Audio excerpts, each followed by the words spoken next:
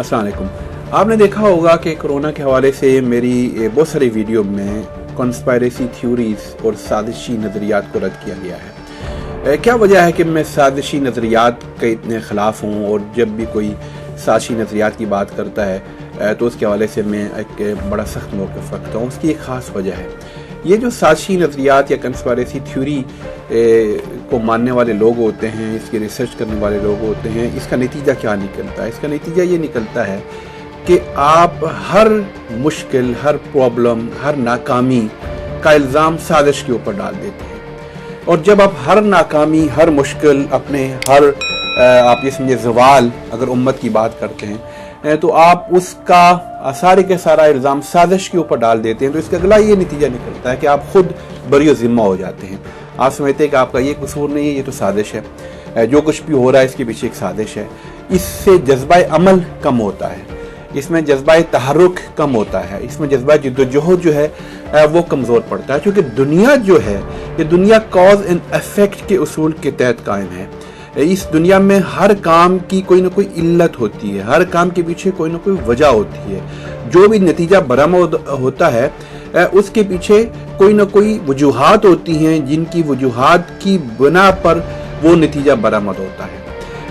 अगर दुनिया में कोई ताकतवर होता है तो उस ताकतवर के पीछे उसकी मेहनत होती है, उसकी जद्दोजहद होती है। अगर दुनिया में कोई कामयाब होता है तो उस कामयाबी के पीछे भी उसकी मेहनत होती है। साजिशें होती हैं, साजिशों का कुल्लियतन इनकार नहीं किया जा सकता, लेकिन हर कामयाबी को किसी साजिश से जोड़ देना और हर नाकामी के पीछे किसी साजिश को ढूंढना, ये शिकस्त खुर्दा ज़हन की अलामत होती है। इसी तरह जब आप ये तस्वुर कायम कर लेते हैं कि दुनिया में इस वक्त जो कुछ हो रहा है उसके पीछे कोई बहुत बड़ी ताकतें हैं, बहुत बड़ी लॉबीज़ हैं, उन्होंने दुनिया को अपने कंट्रोल में किया हुआ है, उनकी दुनिया पर गिरफ्त है, वो उन्होंने दुनिया को काबू में किया हुआ है, उनकी वजह से कोरोना आया, उन्होंने कोरोना को फैलाया, उन्होंने कोरोना का खौफ पूरी दुनिया पर कायम कर दिया और उनके उस खौफ की वजह से पूरी दुनिया लॉकडाउन का शिकार हो गई है। तो जब इस तरह की किसी ताकत का इस दुनिया में आप एक नक्शा खींचते हैं तो दर हकीकत मैं तो इसको शिर्क की एक किस्म समझता हूँ कि आप ये समझते हैं कि कोई ऐसा इतनी बड़ी ताकत है कि जो एक तरह की इस दुनिया की ना खुदा है, दुनिया की खुदा है कि जो जब चाहे जो चाहे कर दे। ये दुनिया लावारिस है, इसके पीछे मतलब एक कोई ऐसी ताकतें हैं जो जब चाहे जहाँ चाहे जो चाहे वो कर दें।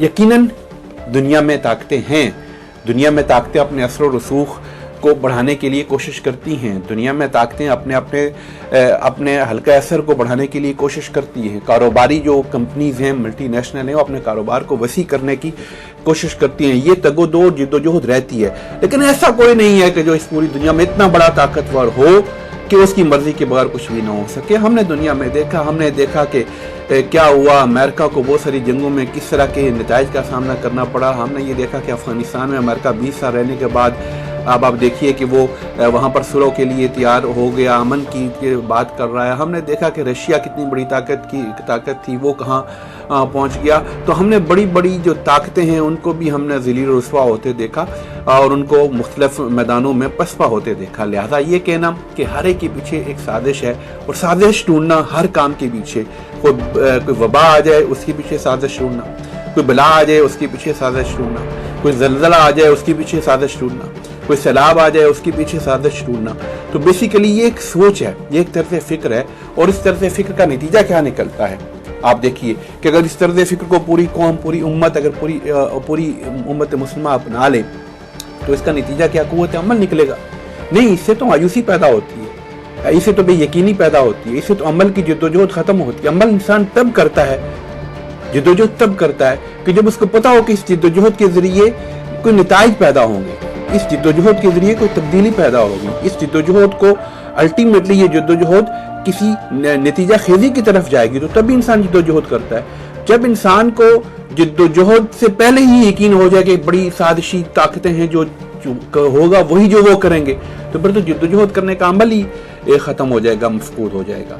लिहाजा एक बात ज़हन में रखें, अल्लाह तबारक व तआला ने भी ये जो हक व बातिल की जंग है, जद्दोजहद होती है, बातिल अपनी साजिशें करता है हक के खिलाफ, लेकिन अल्लाह तबारक व तआला ने जो कुलिया बताया है, जो कायदा बताया है, वो यह है कि जाअल हक़ व ज़हक़ल बातिल, पहले हक आता है फिर बातिल जाता है, और हक को आने के लिए जिद्दोजहद करनी पड़ती है। तो बातिल और हक की जो जिद्दोजहद है, हक अगर आएगा नहीं, हक अगर जिद्दोजहद को छोड़ देगा, हक अगर मेहनत नहीं करेगा, तो फिर उसका नतीजा क्या निकलेगा? बातिल कभी भी नहीं जाएगा। लिहाजा इस वक्त दुनिया में साइंस की हुक्मरानी है, इस वक्त दुनिया में नॉलेज की हुक्मरानी है, इस वक्त दुनिया में टेक्नोलॉजी की हुक्मरानी है, इस वक्त दुनिया में बायोलॉजिकल एडवांसमेंट की हुक्मरानी है। लिहाजा इस मैदान में हम कहाँ खड़े हैं? इस मैदान में हम क्या कर रहे हैं? इस मैदान में हम कुछ करने के लिए तैयार नहीं है। इन सारे मैदानों में हर चीज़ की एक साजिश हम ढूंढते हैं और उस साजिश के पीछे अपनी नाकामी को छुपाते हैं और अपनी नाकामी को उस साजिश के ऊपर डाल देते हैं। ये तर्ज अमल ये उम्मत की तबाही का बायस है, ये तर्ज अमल उम्मत की बर्बादी का बायस है। इस तर्ज अमल की वजह से उम्मत में एक जिद्दोजहद का मलका ही पैदा नहीं हो रहा, जिद्दोजहद की तरफ उम्मत जा ही नहीं रही है, जिद्दोजहद की तरफ उनका शौक और रग़बत ही नहीं हो रही है। लिहाजा हमेशा ये समझना चाहिए कि देखिए, दुनिया में जो हक मुखालिफ ताकतें हैं, उन्होंने तो साजिश करनी है, उन्होंने तो काम करना है, लेकिन ये समझ लेना कि कोई इतना मजबूत है कि हर काम के पीछे उनकी साजिश है और हर काम के पीछे एक साजिश ही कार फरमा होती है। इसका नतीजा ये निकलता है कि हम ज़मीनी हक़ाइक़ और जो ग्राउंड रियलिटीज़ हैं उनका इनकार करना शुरू कर देते हैं, और जब ग्राउंड रियलिटीज़ और ज़मीनी हक़ाइक़ का इनकार करना शुरू कर दें तो फिर कभी भी आप कामयाब नहीं होते। कामयाबी के लिए ज़मीनी हक़ाइक़ को समझना पड़ता है, ज़मीनी हक़ाइक़ को मानना पड़ता है और उन ज़मीनी हक़ाइक़ के मुताबिक अपनी जिद्दोजहद को कायम रखकर करना पड़ता है। ये वजह है बुनियादी तौर पे कि जब भी कोई साजिशी थ्योरी, जब भी कोई इस तरह का मामला आता है तो उसके ऊपर कोई साजिशी थ्योरी, कंस्पायरेसी थ्योरी की तरफ कौम को, उम्मत को कोई ले जाने की कोशिश करता है, तो उससे मुझे तकलीफ़ होती है, क्योंकि मेरा ये ख्याल है कि ये करने से उम्मत को मज़ीद मायूसी के घड़ों में धकेला जाता है।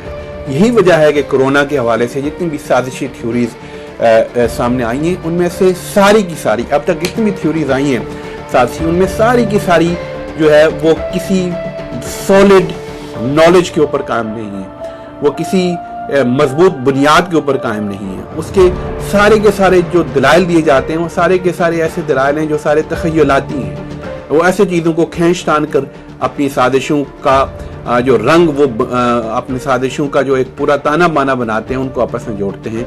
हकीकत जो है वो उससे मुख्तलिफ है, और हकीकत वही है कि ये एक हकीकी वायरस है और ये वायरस दुनिया में फैल रहा है और इसके फैलाव को रोकना पूरी दुनिया की मजबूरी है। और जो इक़दामात कर रही है पूरी दुनिया, वो मजबूरी के तहत कर रही है इस वायरस के एक बेहंगम फैलाव को रोकने के लिए। तो ये किसी इंटरनेशनल साजिश का खामियाजा है, इंटरनेशनल साजिश का नतीजा है या नहीं है, इसके बारे में कोई बात यकीन से अभी नहीं कहा जा सकती। हो सकता है बाद में कोई साजिश निकले, लेकिन दर हकीकत अभी जो सिचुएशन है वो सिचुएशन ये है कि ये एक वायरस है जो पूरी दुनिया को तबाही की तरफ लेके जा रहा है और पूरी दुनिया इससे बचाव के इक़दाम कर रही है। तो इस वक्त बचाव के इक़दाम के अलावा लोगों को किसी और चीज़ के ऊपर लगा देना दरअसल उन्हें बचाव के इक़दाम से बेखौफ करने की बात है। और इंसान इस वक्त अगर बचाव के इक़दाम से बेखौफ करना जो है वो इंसानियत को कत्ल करने के मुताबिक है। तो ये वजह है कि मैं साजिशी थ्योरियों के ख़िलाफ़ बात करता हूँ, और ये वजह है कि बेशुमार जो साजिशी थ्योरियाँ हैं उनको मैं समझता हूँ कि वो किसी भी तौर पर इंसानियत के लिए, इस्लाम के लिए या उम्मत मुस्लिमा के लिए फ़ायदेमंद नहीं है। बहुत शुक्रिया। अस्सलाम वालेकुम।